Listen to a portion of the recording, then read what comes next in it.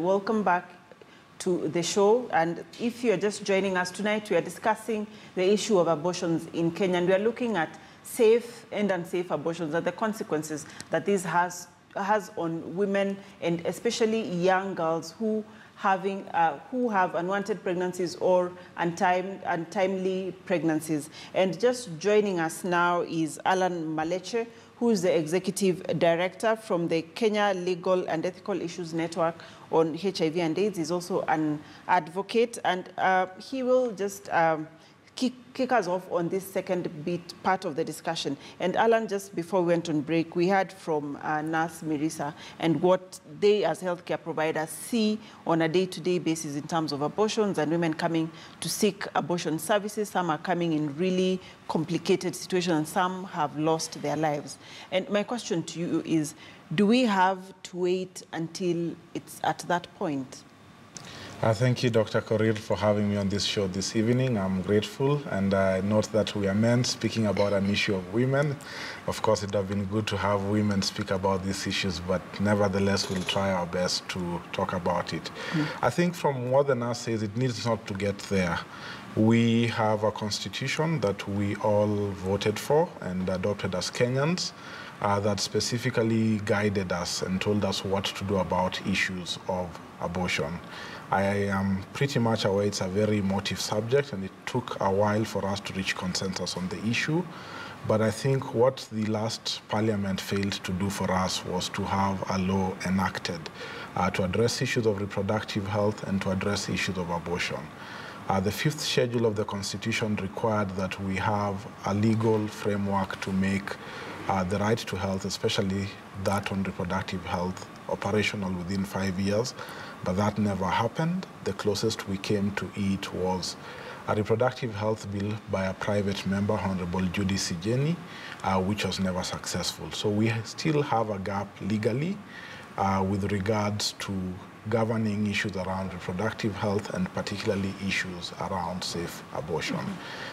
And are we as a society now at a position where we can have open discussions on this issue?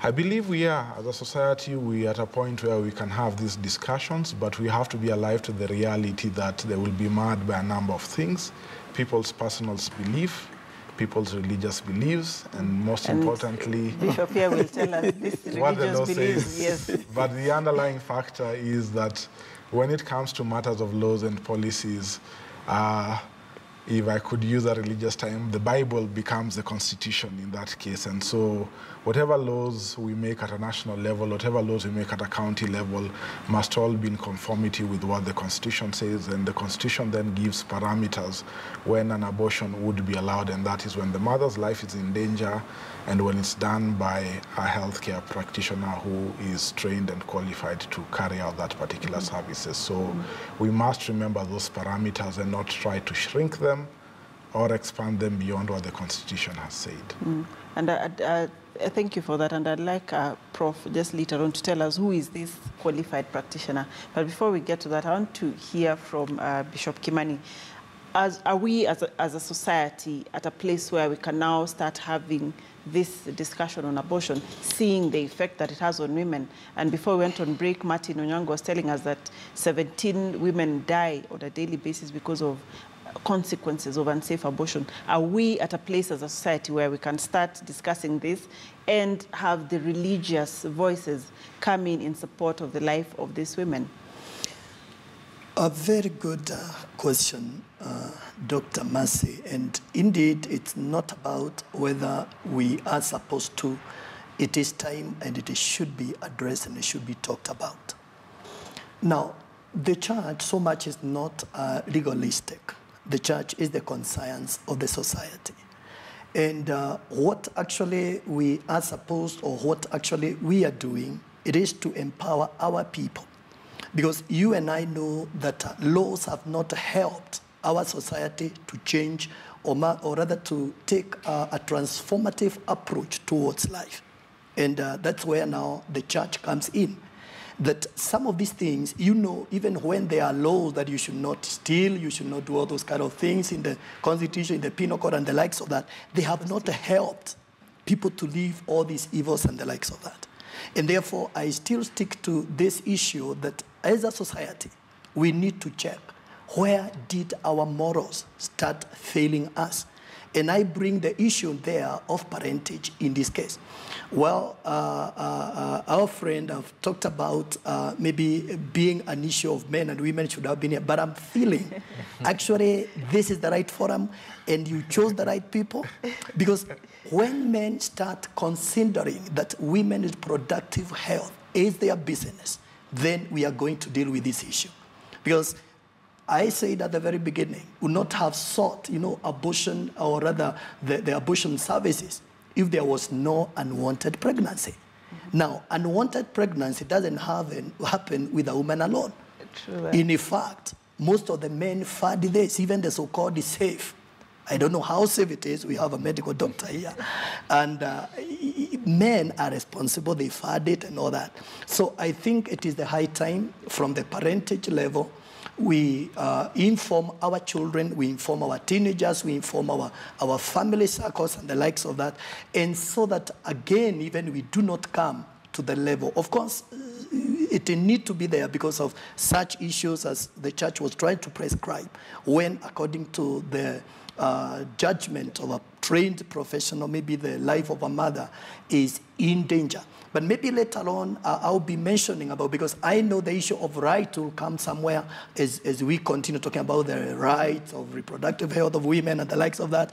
But then the question here is, where does life begin? As we think about the right of this mother, what about the right of the unborn child? Mm-hmm. And I think this is why the church was really pushing so much in that draft constitution. And there was a broad argument on when does life begin. And eventually, in the Constitution, Article 26, Sub-Article 2 says the right begins at, life begins at conception. Exactly. So, well, we shall discuss that specifically. Prof, yes. Who are these qualified health professionals? Because, and you have seen this in the health facilities that you have worked in. Anyone in a lab coat and everyone thinks that that is a doctor, even the janitor, as long as they're in a white coat. So how do we know who these trained and qualified health professionals are? This was a very emotive issue during the constitutional review process. Some tried to trivialize it. They even said, okay, trained health professional could be mortuary attendant, could be a hospital cleaner, and so on. So the committee of experts that drafted the Constitution wanted to clear this issue. And they said, they wrote in a report that accompanied one of the versions of the drafts of the Constitution. They say that trained health professional is a doctor, a nurse, a clinical officer or midwife who is trained to deal with the issues of abortion. And they said the reason, they gave a rationale as to why they gave this definition. They said to restrict the management of abortion to registered medical practitioners only would deny millions of women in Kenya who don't have access to registered medical doctors their right to life, their right to health. So it would violate other sections of the Constitution. And this is available, this report is available because it was appended to one of the versions that went to be discussed in Parliament. So those are the trained health professionals. Pharmacists are not, laboratory technicians are not, and many others are not. It is those clinical disciplines of doctor, nurse, midwife, clinic officer, but they also have to have training. Specific training in abortion Yes, specific care. Training on top of the basic. Okay. Yes. Right. Now, Alan, if this is prescribed by law that trained medical professionals or healthcare professionals, as Professor has explained, why then do we still have cases like what we saw of people seeking services from quacks and other people if this is actually prescribed by the law, as we've seen in the Constitution? So I would just want to make a clarification that yes, the Constitution says that an abortion should be carried out by a medical practitioner who's trained, and Prof. Karanja has elaborated who that would be. But now the unfortunate part is that we don't have a law or policy that actually articulates those particular issues. We only have the broad provision in the Constitution. And so what would be important to happen is for the Ministry of Health to take some leadership and ensure that we have a reproductive health bill, or if they are brave enough, a termination of pregnancy bill that would seek to spell out what's the legal framework. I agree that laws may not change the morals of people, but laws are important to the extent that they provide the framework to hold the government accountable, not only when violations happen, but for the government to put into place funds, systems, mechanisms, and the training aspects of those healthcare workers so that the citizens can then be able to access the services and not go to the quacks. In the absence of a law on reproductive health, the Ministry of Health cannot budget for training of healthcare workers. They cannot budget for facilities for carrying out safe abortions. And so in the absence of those laws and policies, it becomes extremely difficult for them to respect, protect, and fulfill the right to health, including reproductive health services as is envisioned by the Constitution.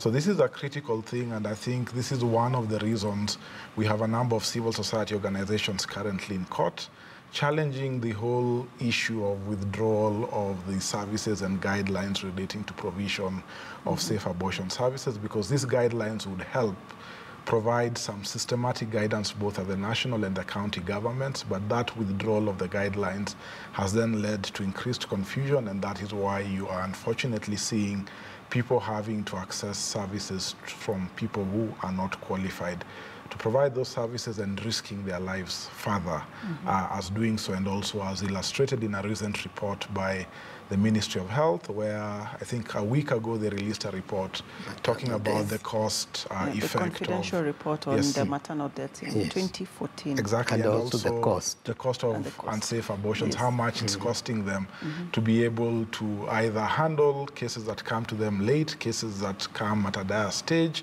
And so I think they mentioned about spending close to $58 or about 4,600 Kenya shillings per person. And you can imagine what effect that is having on the health system. So my call would be that we need to ensure Ministry of Health shows leadership.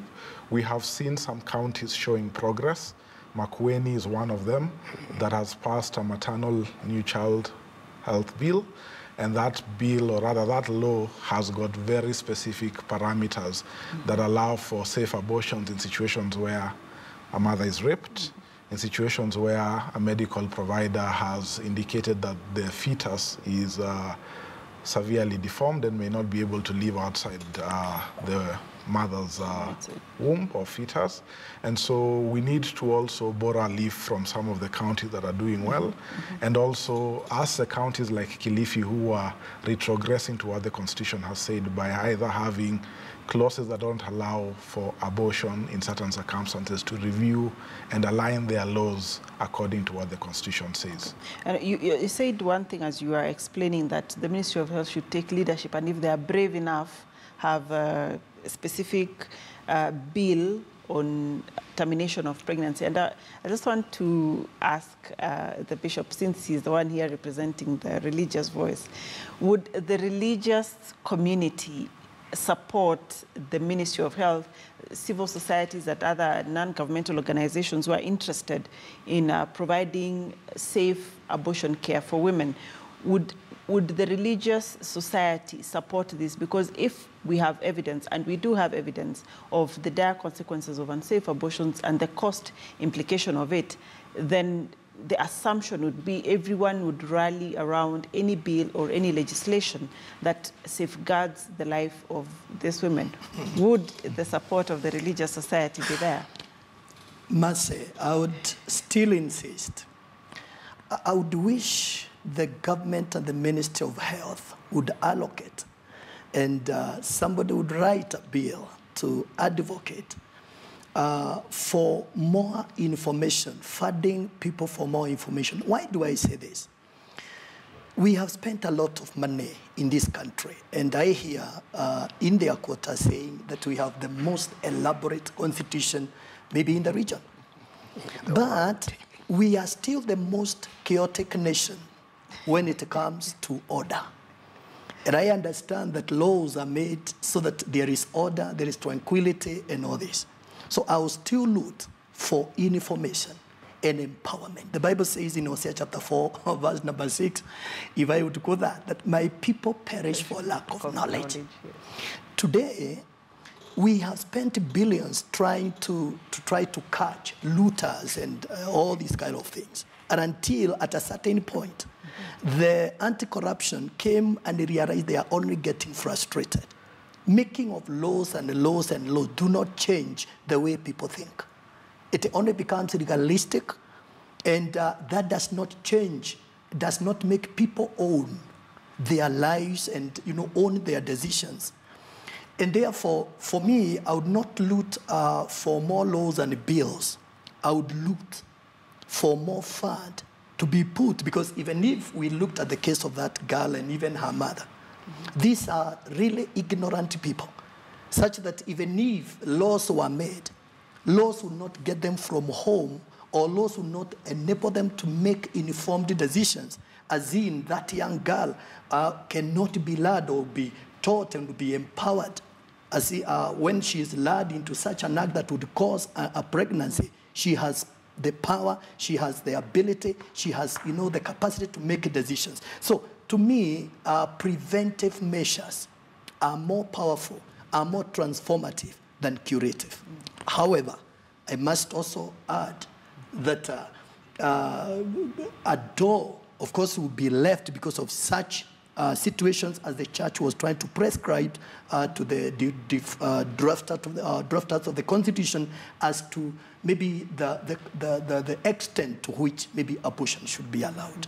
I know you are rooting for preventive measures, and Prof here and Alan are talking about, or look like they want to ask, so what if it happens? What's next? Yes. But before we get to that discussion, I want us just to see the last bit of the clip on the mother from Rongo and the nurse, and what they just had to say and what their experience in conclusion was like. Let's take a listen.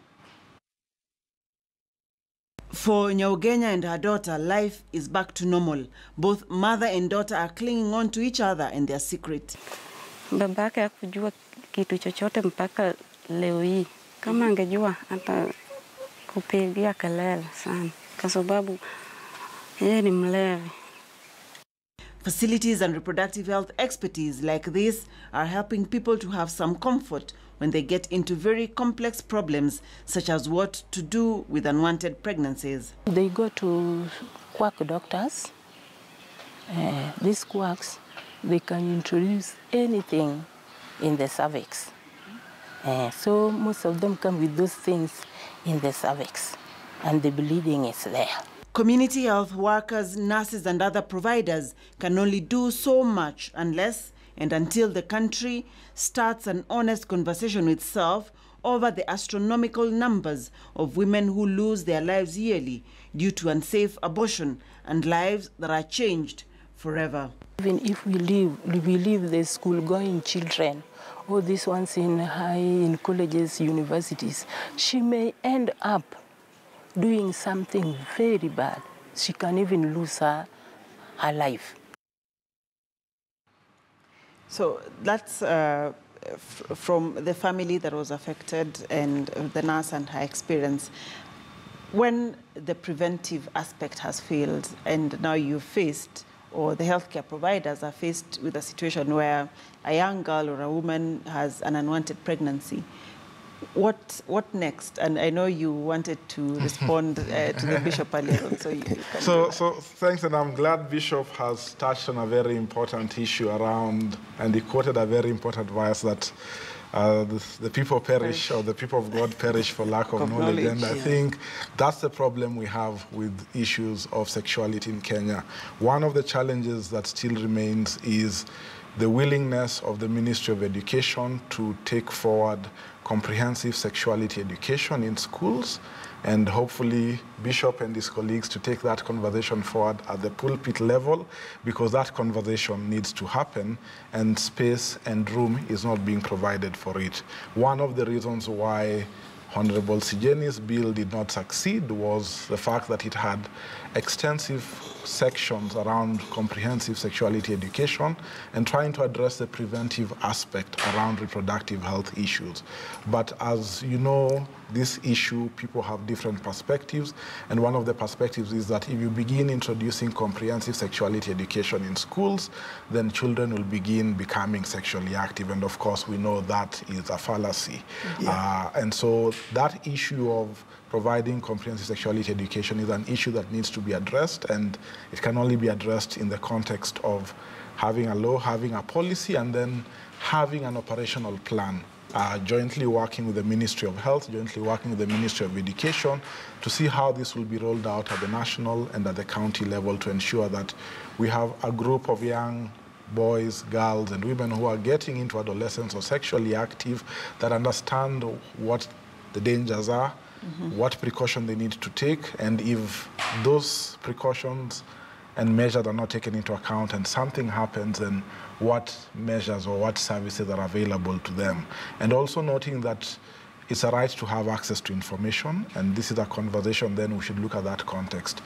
By not providing information to young people, are we denying them the right to health based on the broader definition of the World Health Organization that looks at not only the absence of disease, but the physical well-being of everyone? So we need to pose that question and say, by denying people to have access to information around comprehensive sexuality education, are we violating their right to health? Okay. Professor? Yes. Just following up on that and what Bishop had said earlier, the importance of prevention is great, but prevention alone cannot eliminate our problem.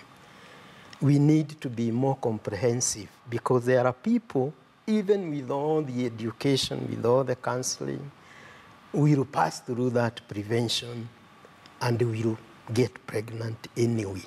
Do we abandon them? So there should be prevention, there should be services for those who get pregnant anyway. There will be fewer, much fewer than we have now. We should have also post-abortion care.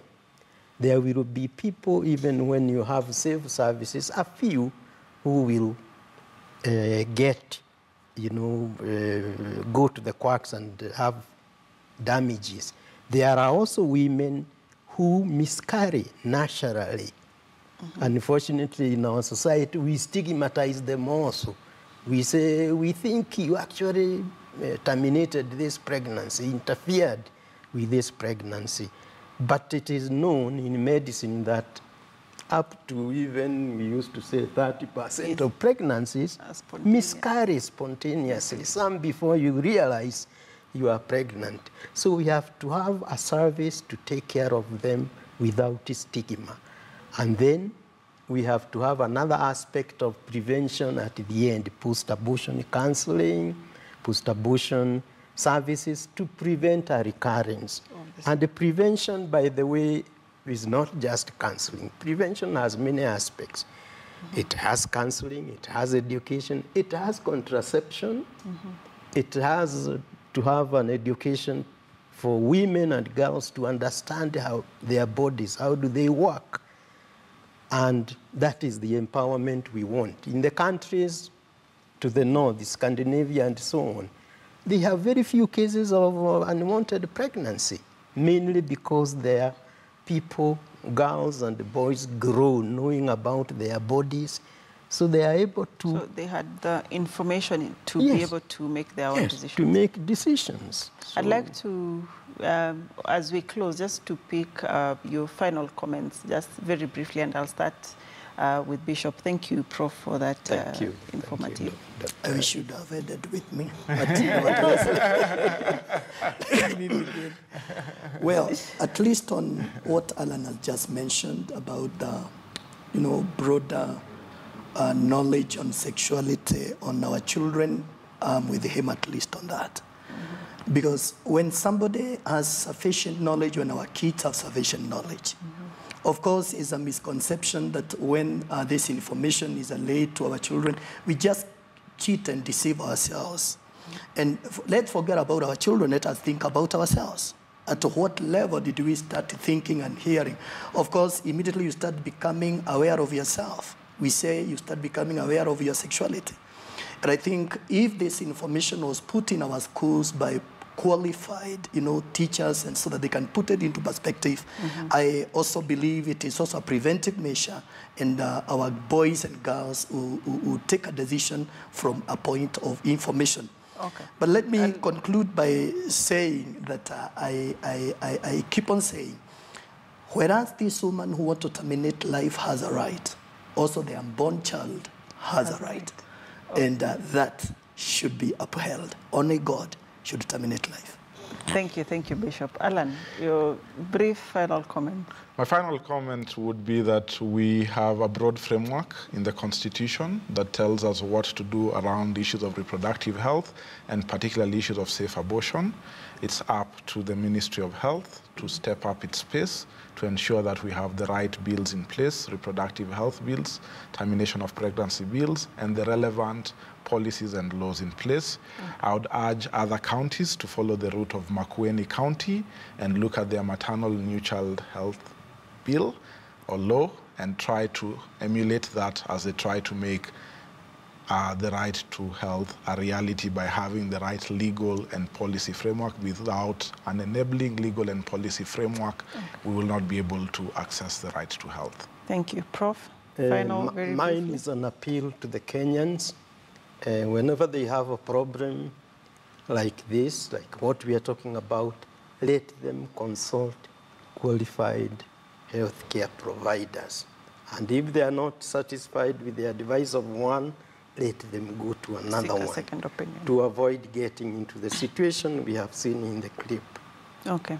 Yes. Thank you very much, gentlemen, for taking your time this evening. That's all we had for you today on this discussion of abortions in the country, and I think we just scratched the surface, and this is a discussion that we shall still continue discussing it. Earlier on, we had Martin Onyango, who was a senior legal advisor for Africa at the Center for Reproductive Rights. With me here is Professor Joseph Karanja, who is a consultant obstetrician and gynecologist and a professor of the same at the University of Nairobi.